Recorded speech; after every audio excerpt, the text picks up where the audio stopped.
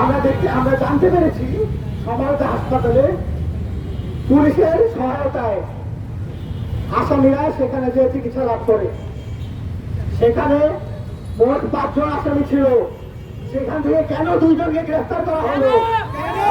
আমাদের তো বিচার চাওয়ার কথা না, আমার বন্ধুর তো মরার কথা না।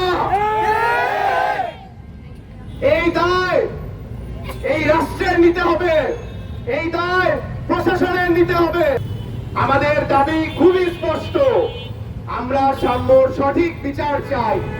তারা 3 জনকে গ্রেফতার করেছে, অথচ ওই দিন রাতে সিসিটিভি ফুটেজ দেখলে, মন্দিরের সিসিটিভি ফুটেজ দেখলে, বাংলা একাডেমির সিসিটিভি ফুটেজ দেখলে, সমরিতা হাসপাতালে খুনিরা গিয়েছিল, সমরিতার সিসিটিভি ফুটেজ দেখলে আপনারা জানতে পারবেন আসল খুনি কারা, তারা তাদেরকে কেন লুকাচ্ছে, উদ্দেশ্যটা কি। সে একজন রিক্সা চালককে যেভাবে সম্বোধন করতো, সে তার বন্ধুকে, সে তার শিক্ষককে সমানভাবে সম্মান দিত। আমার বন্ধু সেই সাম্যকে তারা হত্যা করলো, সেই সন্ত্রাসীদের জবাব দিতে হবে, নাহলে আমরা কঠোরতর আন্দোলনে যাব, এটা ওয়াদা করে গেলাম আপনাদের সবার সাথে। সাম্যকে যারা হত্যা করছে তাদেরকে বিচার আওতায় আনেন, এবং আপনারা বিশ্বাস করে এটা আমরা জানি, পুলিশ যদি চাইতো 6 ঘন্টার মধ্যে সাম্য সহ হত্যাকারীদেরকে আইনের আওতায় আনতে পারত। এখানে কোনো ভিন্ন চক্রান্ত রয়েছে কিনা সেটা উৎপাদন করা দরকার, সেটা তদন্ত করে রাখা দরকার। এখন আমরা শাহবাগ থানার উদ্দেশ্যে যাব এবং সেখানে আমাদের ঘেরাও করার মাধ্যমে আমাদের সকল দাবি তাদেরকে উত্থাপন করব। আমাদের 3টি স্পষ্ট দাবি রয়েছে। প্রথম দাবি, সাম্যকে যে ছুরিকাঘাত করে হত্যা করেছে তার আপনারা আইনের আওতায় আনেন। আমরা জানতে পেরেছি সমরতা হাসপাতালে পুলিশের সহায়তায় আসামিরা সেখানে যে চিকিৎসা লাভ করে, সেখানে মোট 5 জন আসামি ছিল। সেখান থেকে কেন 2 জনকে গ্রেফতার করা হলো? 3 জনকে কেন পাওয়া হিসেবে সাহায্য করা হতো, সেটা জবাব আমরা চাই। এখন পর্যন্ত ঢাকা বিশ্ববিদ্যালয়ের শিক্ষার্থীর হত্যাকারীকে ধরতে পারেন নাই, আপনারা সিসিটিভি ফুটেজ সংগ্রহ করেন নাই।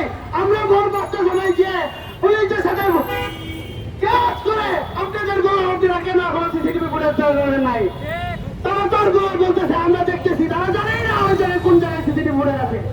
আমাদের দেখাতে হলো যে বাংলা একাডেমির গেটে সিসিটিভি ফুটেজ আছে, সেই দিক দিয়ে সন্ত্রাসীরা বের হয়েছে, এটা স্পষ্ট ভাবে দেখলেই বোঝা যাবে। মন্দিরের গেটে সিসিটিভি ফুটেজ আছে, সেটা চেক করলেই বোঝা যাবে সন্ত্রাসীরা কারা, সেটাই বোঝা যায়। তাকে এখনো গ্রেফতার করা হচ্ছে না, সে আরো মানুষকে যাতে খুন করতে পারে। তারা মনে হয় কোন ছত্র ছায় মনে হচ্ছে যারা মানুষকে খুনের সাথে জড়িত, সিরিয়াল কিলিং এর সাথে জড়িত, তাদের গ্রেফতার করা হচ্ছে না এই দেশটাকে অশান্ত করার জন্য। আমরা অবিলম্বে 48 ঘন্টার মধ্যে সাম্যকে রিস্টার্ট করে হত্যা করেছে, তাকে গ্রেফতার করার অনুরোধ জানাচ্ছি। আমরা অত্যন্ত মর্মাহত, শোকাহত এবং ক্ষুব্ধ। আমাদের মাঝ থেকে আমাদের বন্ধু, আমাদের সহপাঠী, আমাদের শিক্ষার্থী হারিয়ে গেছে, অথচ আজ কয়েকদিন হয়ে গেল আমরা এমন কোনো নির্দেশনা দেখতে পাচ্ছি না যাতে প্রকৃত খুনিদের ধরা বা তাদের বিচারের আওতায় আনার কোনো প্রক্রিয়া এখনো শুরু হয়েছে বলে আমরা মনে করছি না। তাদের তদন্ত করতে আমাদের সহযোগিতা লাগে, আমরা সার্বক্ষণিক প্রস্তুত রয়েছি। আমরা যে কোনো সময় আপনাদের আহ্বানে সাড়া দেব এবং আমাদের পক্ষ থেকে আপনাদের সহযোগিতা করব, এই প্রত্যয় ব্যক্ত করছি।